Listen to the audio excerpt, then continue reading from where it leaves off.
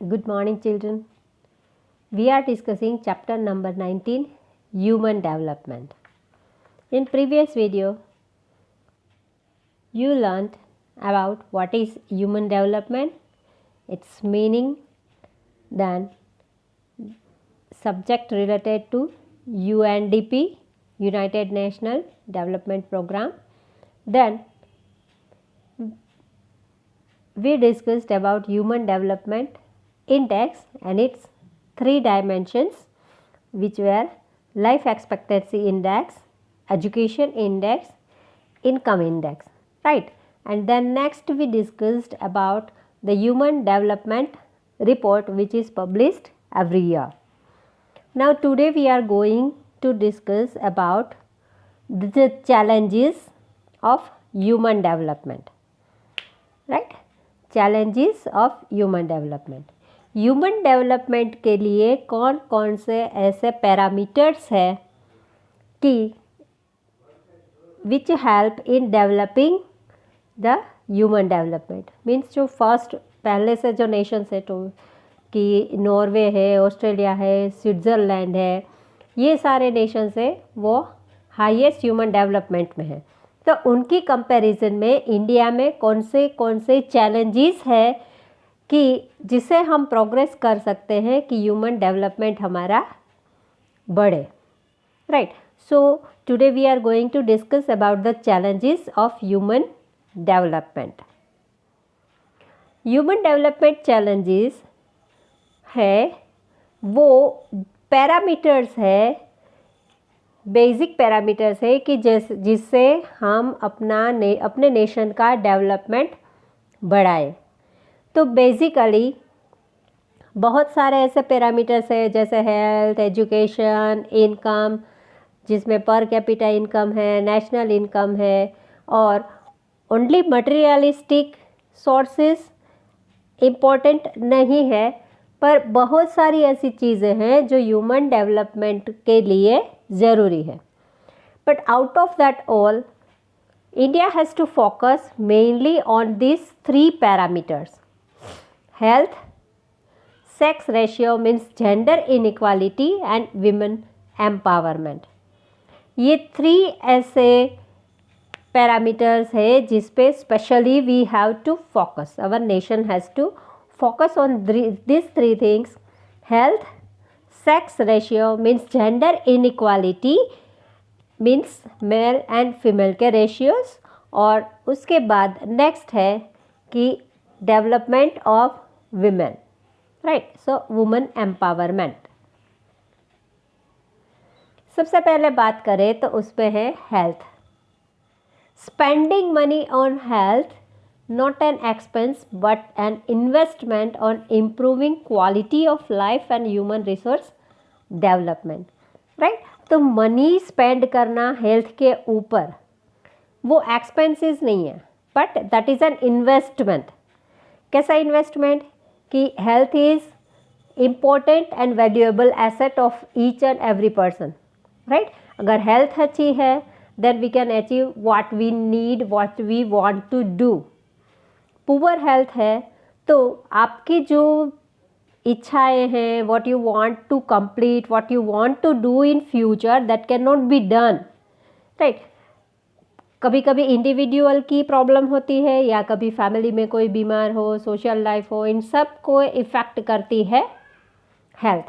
So health is the first thing on which we have to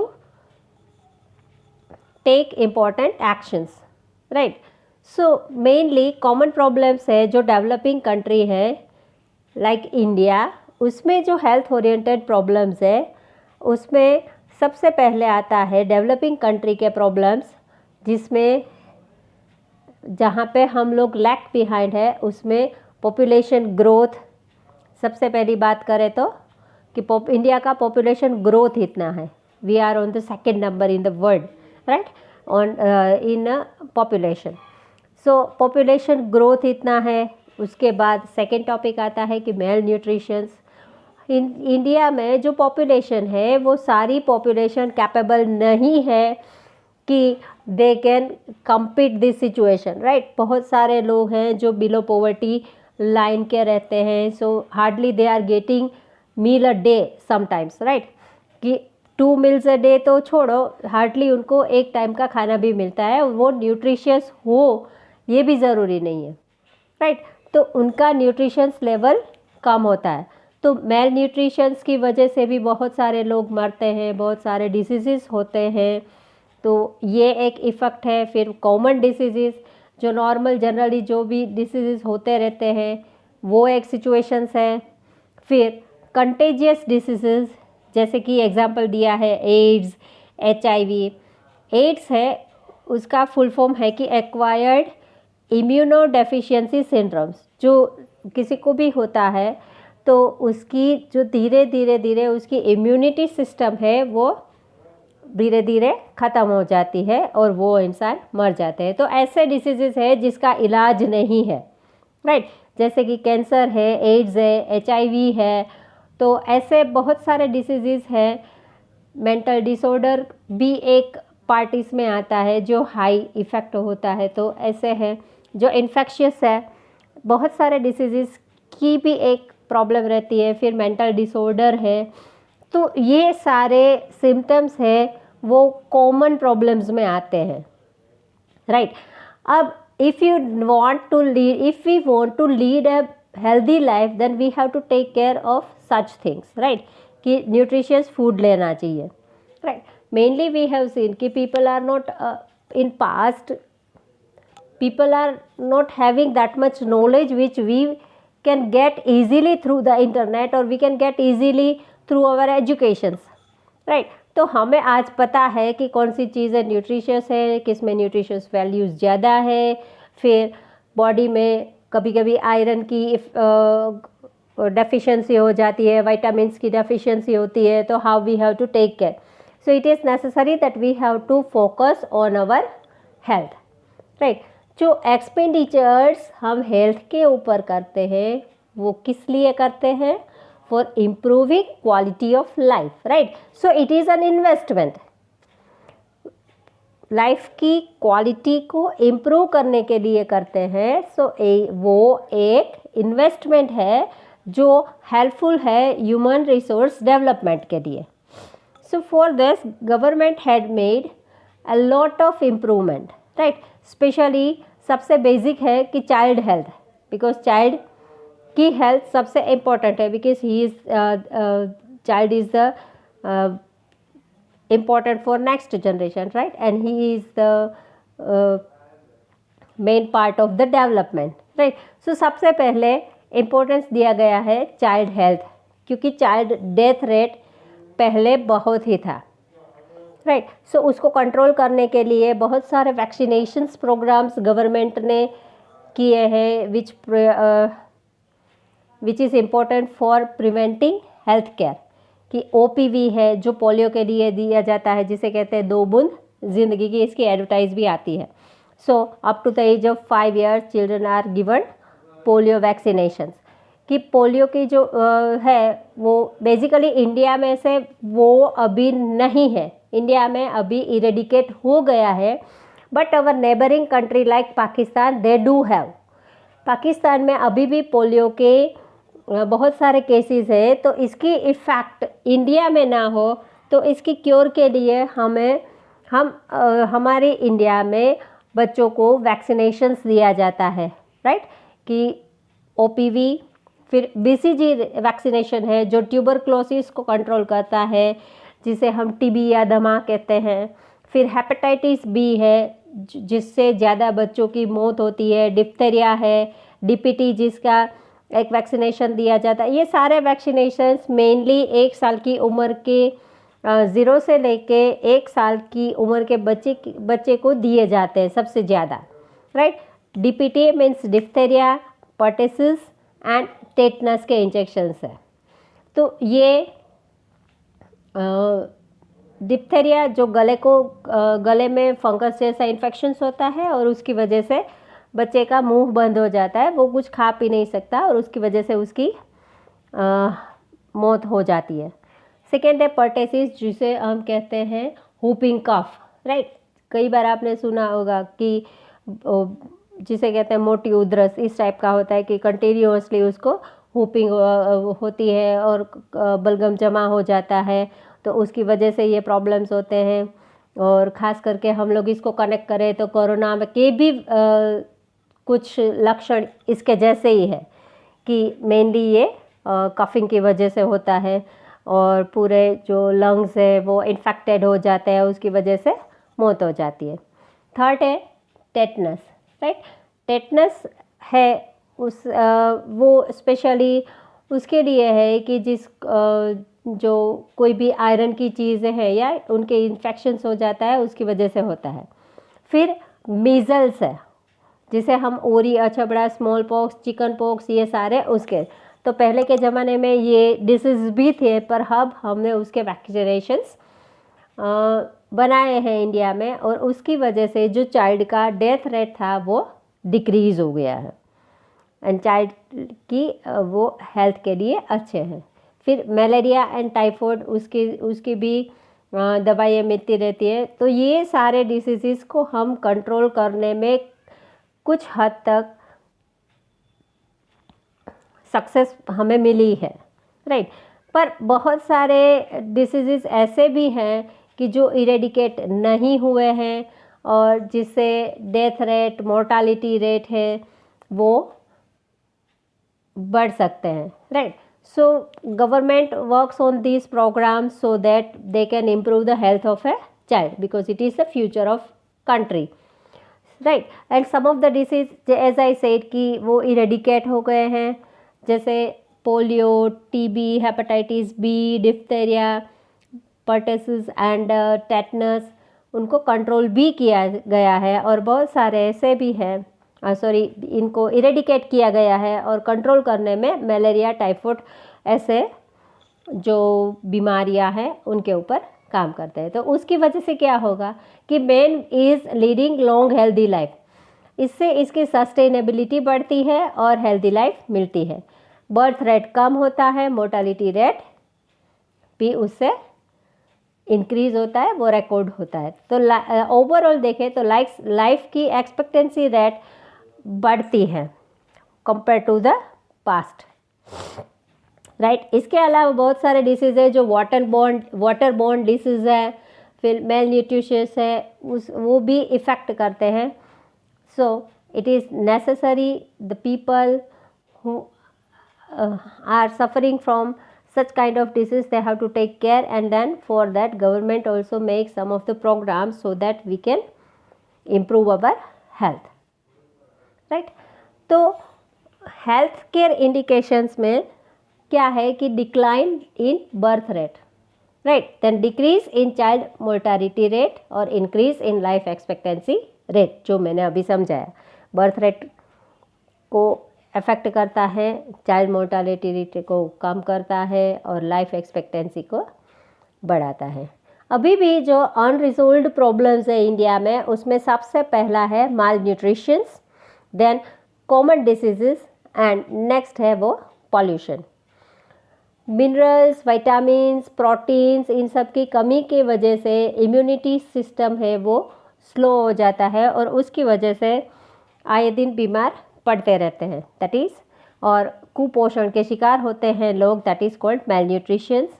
फिर जो लोग common diseases में, जो लोग अनक्लीन वाटर या मीन्स वाटर रिलेटेड जो डिसीजेस होते हैं और कभी कभी slum dwelling means slum areas में रहते हैं, उनको जो कॉमन डिसीजेस होते हैं ये प्रॉब्लम्स है। और तीसरा है पॉल्यूशन। पॉल्यूशन की वजह से बहुत सारी बीमारियां होती हैं, राइट। सो क्राउडेड हैबिटेट्स, अर्बनाइजेशंस का इंक्रीज होना, फिर पॉइजनस गैसेस रिलीज होते हैं, तो इन सब की इफ़ेक्ट भी हेल्थ पे पड़ती है। सो गवर्नमेंट पॉलिसी ने जो पहले की थी उसमें बहुत सारे चेंजेस किए गए हैं और specially they have focused on health, right. So better implementations के लिए पॉलिसी को एग्जिस्ट किया गया है so that the life of the human being can be good. Next है जेंडर डिस्क्रिमिनेशन और सेक्स रेशियो। इंडिया के पॉपुलेशन की बात करें तो फीमेल का रेशियो है 48.46 और मेल का रेशियो है 51.54%। राइट, तो ये जो चीज़ है उसमें डिस्क्रिमिनेट किया जाता है, specially males are given more importance compare to women. ये हमारा एक ट्रेडिशन है और एक हमारे नेशन के ऑर्थोडॉक्स माइंडसेट है। मीन्स लोगों को पहले से ही ऐसी एक माइंडसेट है लोगों की कि उसमें they always count that males are superior than the women, और ये बरसों से चली आ रही प्रथा की वजह से है। उसके मुताबिक अगर देखें तो विमेन का रोल क्या है कि house hold course, cooking and bringing up children. लड़कियों को या स्त्रियों को क्या काम करना चाहिए? घर काम करना चाहिए, कुकिंग, खाना बनाना, और बच्चों को अपब्रिंगिंग करना, मीन्स बच्चों को पालना। ये मेन वर्क है वो लेडीज़ के ऊपर, लेडीज़ को करने हैं, बाकी की जगहों पे उसको ज़्यादा आगे इम्पोर्टेंस नहीं दिया गया। Then women are deprived from economical and educational rights. तो पहले ये भी था कि एक एजुकेशनल राइट्स है, मीन्स कि जो एजुकेशन को इम्पोर्टेंस है, बहुत बार देखा होगा फैमिलीज़ में ओल्ड जो लोग होते हैं वो बोलते रहते हैं कि भाई लड़की है तो उसको ज़्यादा पढ़ाने की ज़रूरत नहीं है, because she has to leave the house, right.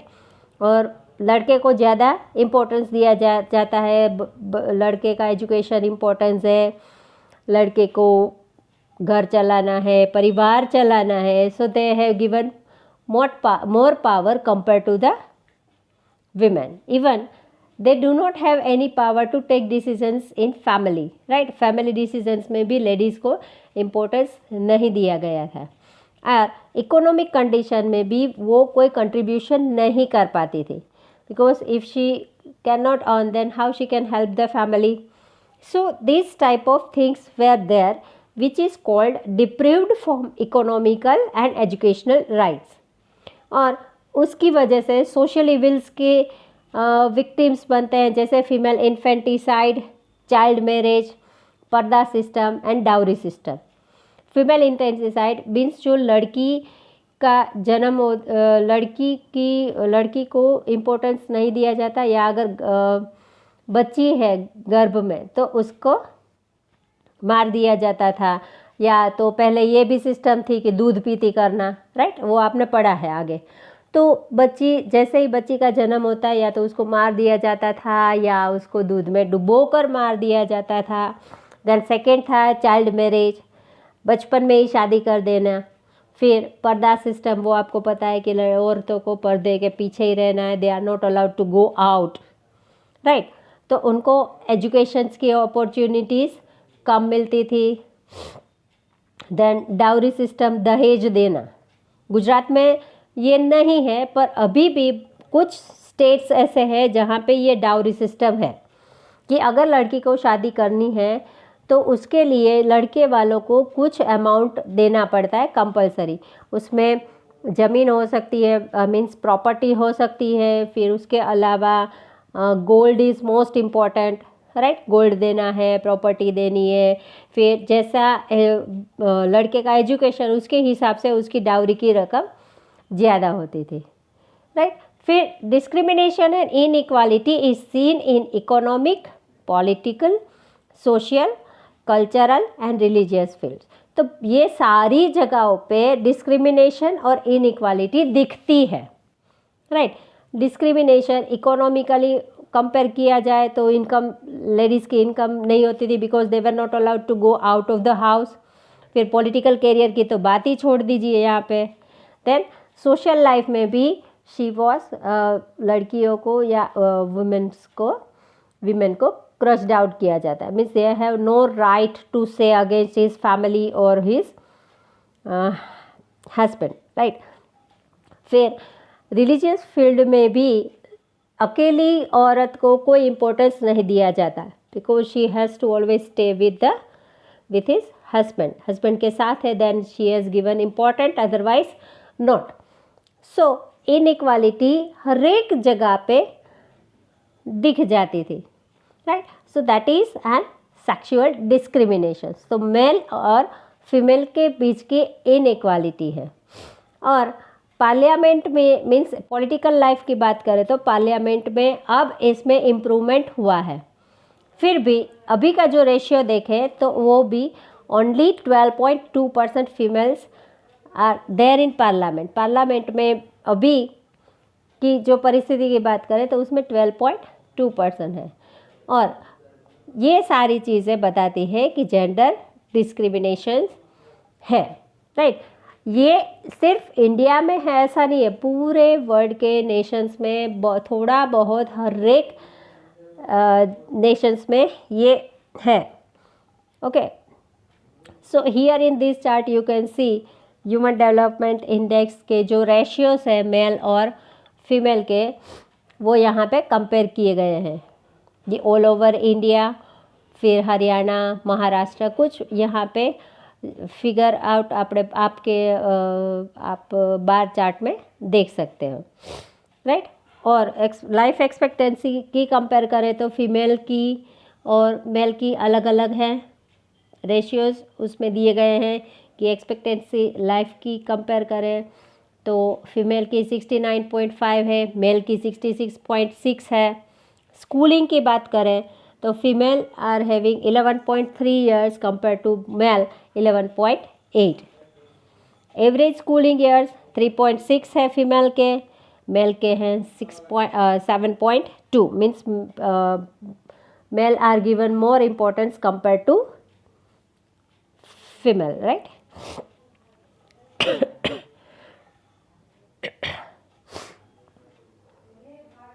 Okay, then next we will move towards the topic that is women empowerment. Women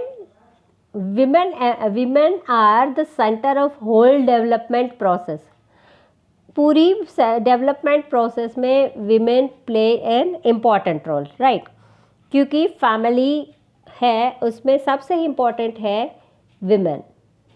women से ही फैमिली की पहचान होती है और उसका डेवलपमेंट के लिए भी she is the most important factor. तो in any of the developing country economic empowerment is the main aspect of women empowerment.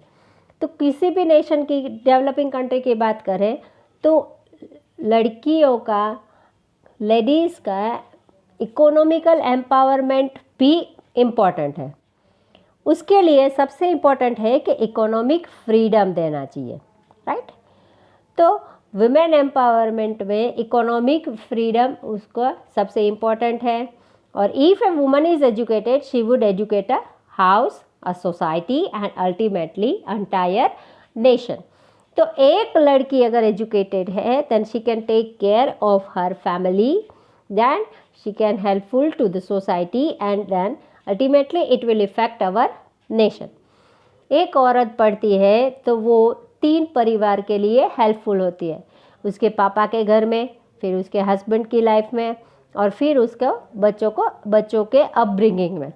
So it is important then that women get educated. तो women empowerment क्या है? It refers to increasing the spiritual, political, social, educational, gender और economic strength of individuals and communities of women, right? तो women empowerment क्या बताता है कि उनका एम्पावरमेंट या मीन्स उनको अपब्रिंगिंग में, उनका डेवलपमेंट, पूरे डेवलपमेंट प्रोसेस में विमेन इम्पॉर्टेंट है। So she has more power in each and every field, right. उसको पॉलिटिकल इम्पोर्टेंस भी दिया जाए, सोशली भी, एजुकेशन में भी उसको पीछे ना रखा जाए। सो हर एक लेवल पे विमेन को सेम राइट्स मिलने चाहिए so that she can show her values, right, and it will help in the development of the nation as well as in the communities of women. तो women empowerment में के लिए बहुत सारे programmes किए गए हैं, जैसे कि स्वयं सिद्धि, Swashakti project, support to training and employment program for women, Swavlamban, crèches, then daycare center for children of working and allying mother, hostels for working women, Swadhar, then राष्ट्रीय महिला कोष, राइट। ये सारे प्रोग्राम्स है जो वुमेन एम्पावरमेंट को help करते हैं। पर आज की फील्ड में देखो तो women are active in the field of social service, literature, journalism, sports, education and acting. आज की फील्ड में देखें तो हर एक जगह पे you can see the women, right?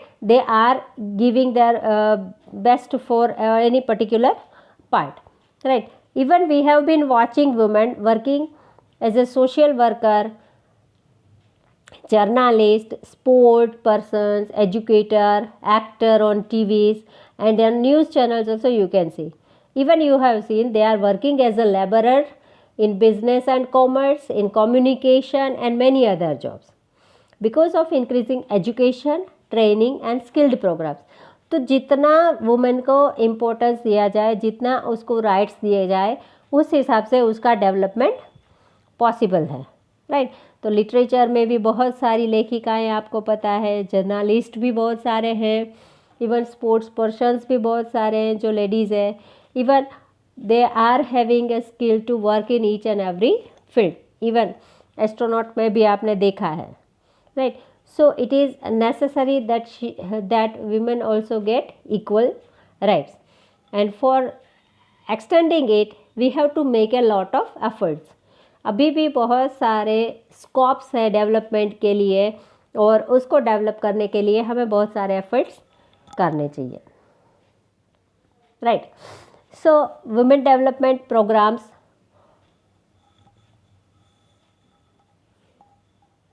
बहुत इंडिया में इम्प्लीमेंट होते रहते हैं। उसके लिए नेशनल कमीशन सेटअप किया गया 1992 में, राइट? और उसके अलावा विमेन ईयर यूनाइटेड नेशन ने 1975 में विमेंस ईयर डिक्लेयर किया था, और 1975 से लेकर 1985 डिकेड को विमेन डिकेड भी डिक्लेयर किया गया था। So this year 2002 was celebrated as Women Empowerment Year. अब steps taken to stop women exploitation. Women are exploited in many different ways, right? तो इन चीज़ों को कंट्रोल करने के लिए गवर्नमेंट ने एक विमेन सिक्योरिटी के लिए एक हेल्पलाइन स्टार्ट की है, which is known as Abhayam Women Helpline, right, which has been started in Gujarat for helping women suffering from various types of violence. अलग अलग टाइप के वायोलेंस को से सफ़र कर रही लड़कियों के औरतों के लिए एक हेल्पलाइन शुरू की गई जिसका नाम है 181, which is known as Abhayam, right?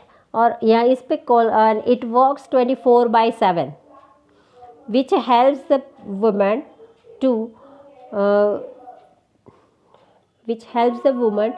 to come up from the situation, right? तो ये सिंगल यूनिफॉर्म नंबर पूरे कंट्री में भी रखा गया है, which is known as 181 Abhayam, right? This is the number for women helpline. तो जो फिज़िकली, मेंटली, सेक्सुअली जो एक्सप्लॉयटेशन होता है उसको कंट्रोल किया जाए, and they can take the help of the police, right, by calling on this number 181। Then parliament में भी बहुत सारे लॉज पासिस किए गए हैं। So here now we can see the structure that in many field we can see the women are working as in police assistants, as a medical assistant, in counseling and legal aids, then in temporary shelters. बहुत सारी in each and every areas you can see that women are trying to contributing same as the men. Okay. Then the reasons why women are lacking behind. The first point है कि lack of education, right. Lack of education disabled them from many job opportunities. Education कम होने की वजह से job opportunities कम थी, पहले के ज़माने की बात करें तो। Then second, they are not performing in activities which contribute national income, their contribution is not recognized. as पहले के वो एक्टिविटीज़ परफॉर्म नहीं करते, means they are not allowed to go out, they are not allowed to work out, so that उसकी कोई contribution national income में नहीं थी, सो दे आर नॉट रिकॉग्नाइज्ड, उनको इम्पोर्टेंस नहीं दिया गया था. Most women are financially dependent on male members for of the family, right. Most of the women क्या है कि they are dependent, financially dependent on male, उसके हस्बैंड या उसके फादर के ऊपर डिपेंडेंट रहते हैं, जो भी फाइनेंशियली वर्क है उसके लिए. फिर traditional society has made women very submissive to male dominance. पूरी सोसाइटी मेल डोमिनेंस है, मीन्स मेल को इम्पोर्टेंस दिया गया है. तो हमारे ट्रेडिशंस भी ऐसे हैं, तो मेल को इम्पोर्टेंस देने की वजह से women are submissive and they still treated as second grade citizen of the family. अभी भी बहुत सारी जगहों पे ऐसा है कि ladies are treated as second grade, right. And women lack awareness of their rights. और एक ये भी मुद्दा है कि उनको अपने जो भी विमेन राइट्स मिले हैं उसकी इतनी अवेयरनेस नहीं है.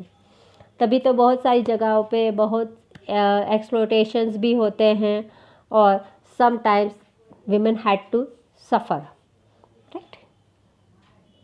अब नेक्स्ट और लास्ट टॉपिक है हमारा various schemes of Gujarat government for providing equality to women. Women को इक्वालिटी प्रोवाइड करने के लिए बहुत सारे स्कीम्स गुजरात गवर्नमेंट ने दिए हैं जिससे उनका अपलिफ्टमेंट हो.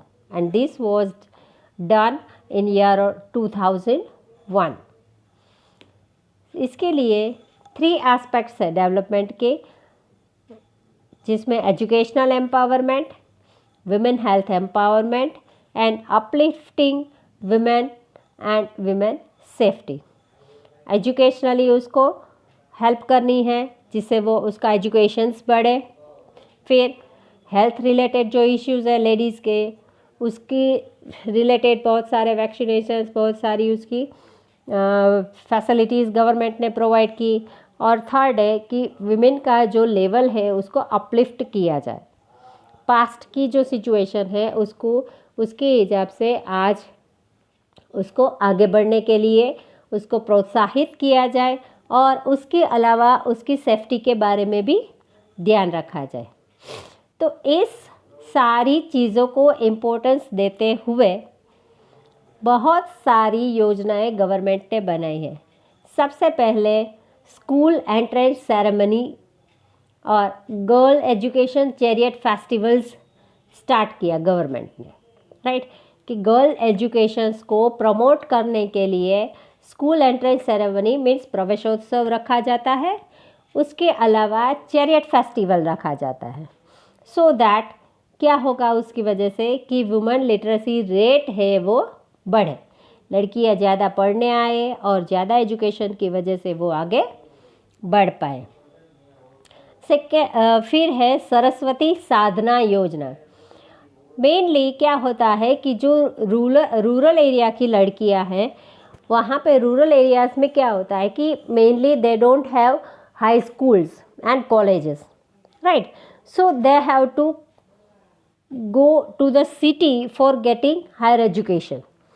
सो इसके लिए गवर्नमेंट ने फ्री बाइसिकल्स दी गई है ताकि वो थोड़ा डिस्टेंस हो तो they can come through the bicycle. और सेकेंड कि ST बस पासेस आर गिवन. तो दरेक जो एजुकेशन के इंस्टीट्यूशंस है उसमें से वो पासेस मिलते हैं जिससे वो फ्री में बस का यूज़ कर सके और they can get higher education. Next है विद्यालक्ष्मी बॉन्ड. विद्यालक्ष्मी बॉन्ड है वो प्राइमरी और सेकेंडरी स्कूल का एजुकेशंस के लिए ये BPL होल्डर्स को दिया जाता है, राइट, जिसका 35% literacy and BPL urban families. तो विद्या लक्ष्मी बॉन्ड दिया जाता है जो हायर एजुकेशंस में लड़कियां जाए उसके लिए। नेक्स्ट है सबला योजना, जिसमें nutritious food and skill training to adolescent girls, right. तो उस सबला योजना में जैसे हमारी स्कूल में भी आते हैं आयरन की टैबलेट्स देने, आपने देखा है ना, बहुत बार आते हैं, कोई भी कृमि की दवाई देने आते हैं, आयरन टैबलेट्स खिलाने आते हैं, तो दैट विल हेल्प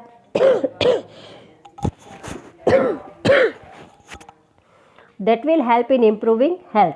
तो ये योजना है। फिर नेक्स्ट है स्कूल एंट्रेंस सेरेमनी, वो मैंने पहले ही आपको बता दिया। देन राष्ट्रीय स्वावलंबन योजना, उसके अलावा है Rashtriya Swavalamban Yojana, means pension provided to destitute widows and labourers, जो विधवाएं हैं जिसके पति नहीं हैं, तो और डेस्टिट्यूट विडो मीन्स कि जिनकी पूरी इनकम इतनी नहीं है कि वो अपना घर चला सके, राइट। सो ऐसी औरतों को और जो लेबरर्स हैं उनको पेंशन दिया जाता है हर महीने 1000, 1500, 2000 ऐसे जो रूल बनाए गए हैं गवर्नमेंट के हिसाब से, उसके हिसाब से उसको हेल्प की जाती है। देन मिशन मंगलम योजना, जो फाइनेंशियली हेल्प करता है सखी मंडल को। Sakhi Mandal means group of the ladies, कोई भी एक ग्रुप है जो कुछ करना चाहता है, जैसे स्मॉल स्केल इंडस्ट्रीज़ अगर उसको चलानी है, या कॉटेज इंडस्ट्रीज है, राइट, जिसे गृह उद्योग कहते हैं। So that for that type of industries they are giving help, और उस हेल्प की वजह से वो क्या होता है कि they can make them self reliant. उसके बाद नेक्स्ट है कि गवर्नमेंट में भी रिजर्वेशंस दिया गया है, राइट, कि quantum of reserve seat was raised to 50% of total seats in local self government, जो पहले 33% था। तो जो रिजर्वेशन है वो भी बढ़ा के 50% दिया गया है, ताकि उसका इम्प्रूवमेंट हो और लड़कियों को ज़्यादा से ज़्यादा आगे बढ़ने की फैसिलिटीज़ प्रोवाइड है। फिर हेल्थ वेलफेयर स्कीम में 3 स्कीमें हैं, बेटी बचाओ अभियान, ई ममता प्रोग्राम एंड चिरंजीवी योजना। बेटी बचाओ अभियान क्या है कि stop female infanticide, promote their education and empower them. तो बेटी बचाओ, बेटी पढ़ाओ एंड बेटी बढ़ाओ। जो फीमेल इन्फेंटिसाइड्स होते हैं उसको कम किया जाए और उसको एजुकेशन ज़्यादा दिया जाए, इसलिए बेटी बचाओ, बेटी पढ़ाओ एंड बेटी बढ़ाओ ये प्रोग्राम है। नेक्स्ट है ई ममता प्रोग्राम, जो फाइनेंशियल हेल्प करता है और हेल्थ सर्विस देता है, स्पेशली जो प्रेग्नेंट वुमेन है उसके लिए। और चिरंजीवी योजना है, स्पेशली SC ST की जो प्रेग्नेंट लेडीज़ है उनको मेडिकल सर्विसेज प्रोवाइड करता है, right. So these are the education schemes of the government. Then this is the logo of Beti Bachao and Beti Padhao program, right? Here are the list of the same thing.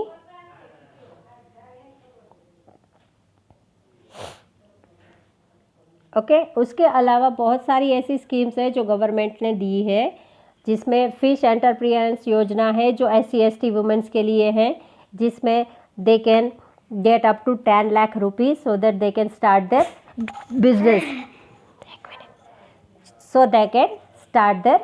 Business, So it is necessary that we have to work on the development of all in the development of all in all these 3 aspects, so that we can reach to the higher development index, right? हमारे country को higher human development index में upper post पे आने के लिए we have to work on this 3 different directions. Okay.